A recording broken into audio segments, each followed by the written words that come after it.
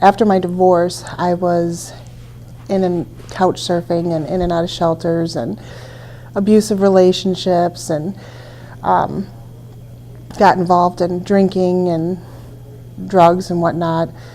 Got caught up with child support and went to jail for that, and couldn't afford the child support, and years had went by, and when I did try to go back to work, child support was taking 65% of my income because I had arrearages.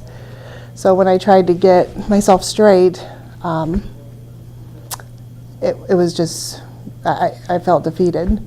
So I would hold down the job so that child support could take the money, but I would sell drugs on the side. And that just kind of went on and on and on, and eventually got more and more involved in drugs and whatnot, and I ended up in jail. So when I went to jail, I came out, I no longer had an apartment. The only thing I had were the clothes on my back. The chaplain went in and collected a few things for me that, from my apartment, a garbage bag, like my Bible and some pictures. So when I got out of jail, I had this garbage bag and these clothes, and off to the, the process of being on corrections and all of that.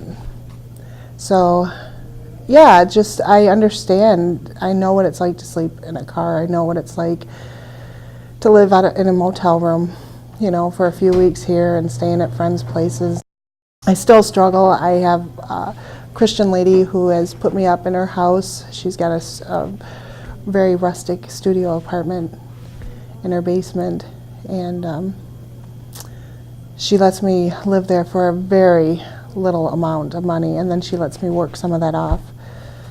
I got a car, and I got my kids back in my life. My car's, I got it for $600, and by the grace of God, it just keeps running. And trying to get a job with a felony proved to be difficult, so I have to be very creative as how I find work and what I do. And when she was talking about how she needed to learn how to speak properly, the way I carry myself matters so much. And having that confidence and just not thinking, oh, I'm a felon, a failure, this, that,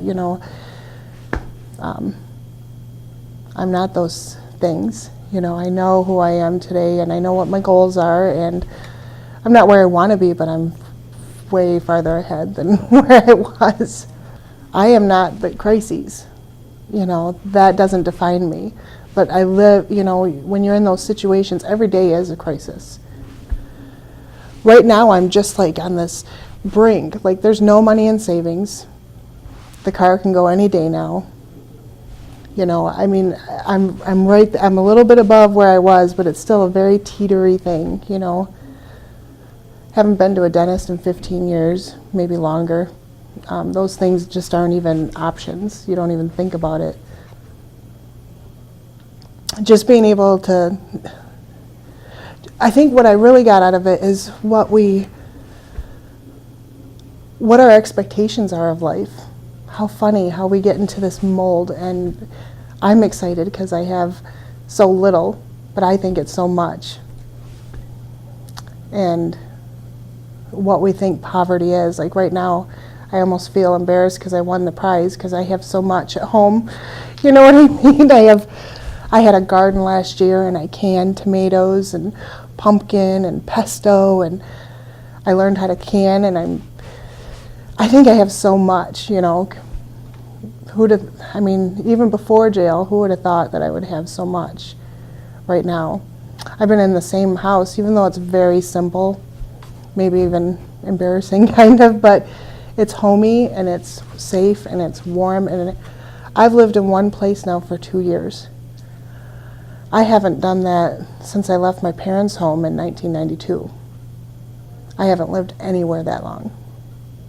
So, yeah, it's just, I'm just inspired listening to it. It inspires me because I want to continue going forward. I don't want to stay where I'm at.